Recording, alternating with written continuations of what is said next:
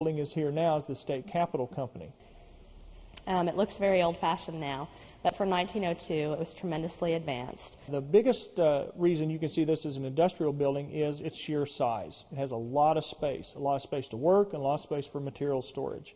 It also, by the very way the building is constructed, you have enormous beams made out of 2 by 12 boards. You also have steel poles, which are concrete filled, which go from all the way from the basement all the way up to the 3rd floor, and they're all bolted together.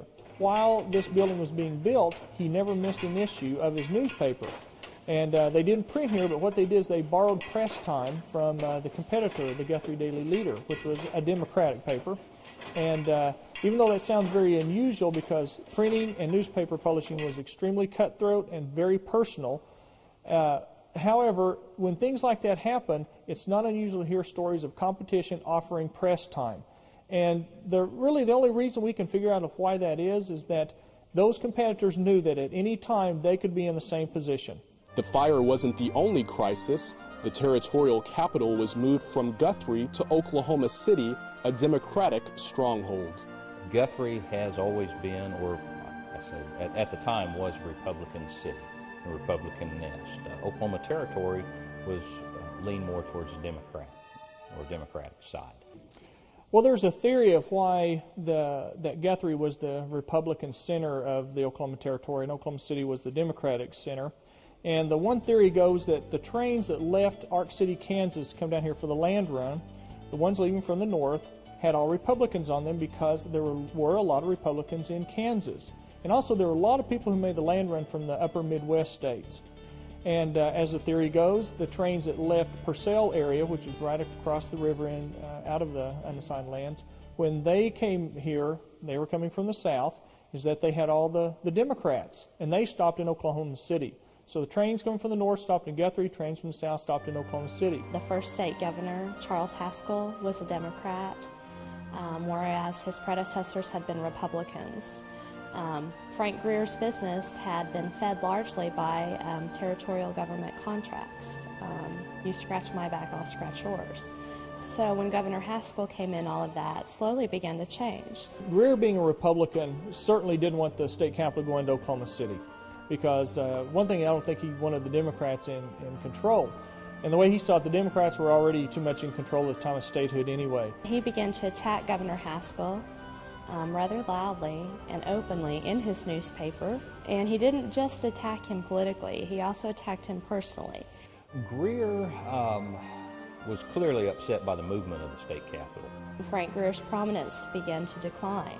He didn't get as much business from the government. I think the movement of the Capitol was in some respects the straw that broke the camel's back.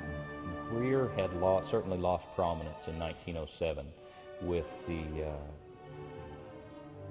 coming of statehood. Well, Greer went bankrupt and sold his subscription list to the Guthrie Daily Leader. And we have some evidence here that maybe Greer kind of orchestrated his bankruptcy. We have some documents here that he was selling off some of the equipment, the newspaper equipment, before 1911. So he probably pretty much saw that once the state capitol was voted Oklahoma City, that he really had no role here, because he could still be the leading Republican newspaper. However, with all the activity going to Oklahoma City, his voice really wouldn't be heard. He did continue printing the paper for several months and then stopped doing that as well. Transferred ownership of the building and its contents for a paltry sum, picked up everything, moved to Tulsa and began an entirely new career. A lady by the name of Mina Gaynor bought it at auction and then turned around and sold it to some of the Greer's actual employees who reformed it as a cooperative publishing company, which operated from 1911 to 1974.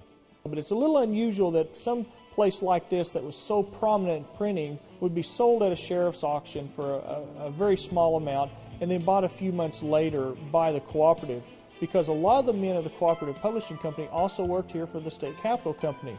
So it's kind of unusual how that happened. I think what happened is that they perhaps didn't want to buy this place for as much as Greer may have been asking if he had just sold it outright. The State Capitol Company originally had three main operations of its business: the newspaper, then custom job printing, and then the making of custom-made ledger books here. So theoretically, you could come here to the State Capitol Company, here into the sales gallery, and order a ledger book. And this ledger book, you could be a banker here in town and you wanted a certain ledger book made with certain categories, certain columns in it, certain amount of pages, and a certain kind of covering on it. Towards the 60s, printing technology was advancing. Printing technology is I compare it a lot to computer technology in that it's constantly evolving, constantly advancing. And if you're a publishing company owner and you don't update your equipment, pretty soon you're going to get left in the dust by your competitors. And that's basically what happened to the cooperative. It was a cumulative effect. At first they did try to keep up with the changing pace of printing technology, but eventually they were not able to do it. The State Capitol Company continues on today as a museum. In 1982, I believe, the museum opened to the public for the Diamond Jubilee of statehood. Kind of one of the gems up in the bindery is the Hickok machine. It's a ruling machine. And you don't think about it now, but if you go and look at a ledger book, you'll notice that it has lines in it, horizontal and vertical lines. And they're of a certain width, they're of a certain color, and they have certain jobs there. Well, that was the same way when they would make these custom-made ledger books here.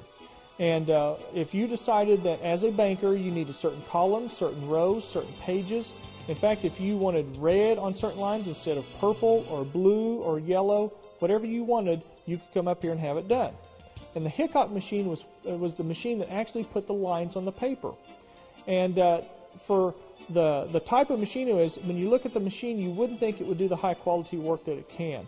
However, the lines could be put on there almost perfectly. And what they did is to actually get the ink onto the paper, it wasn't printed or pressed on the paper. What they did is they had some felt pads that they would impregnate with ink, and then they had a piece of yarn or string that would go down to a quill. Of course, a quill was just like a comb with hollow grooves in it, and as the piece of paper would come along in the Hickok machine, these quills would go down on the paper, make the lines on it, and because you used a cog system, at the right time before the end of the paper, they would raise up again so that you wouldn't put lines all over your machine. The linotype machine was invented by Ottmar Mergenthaler. In basic history on the linotype, all type had been set by hand, a letter at a time, piece by piece. Editors, book companies, owners, all wanted to find a faster way to set type. So hundreds of inventors attempted to create a faster way, but Mergenthaler came up with a machine that created a line of type, hence the name linotype.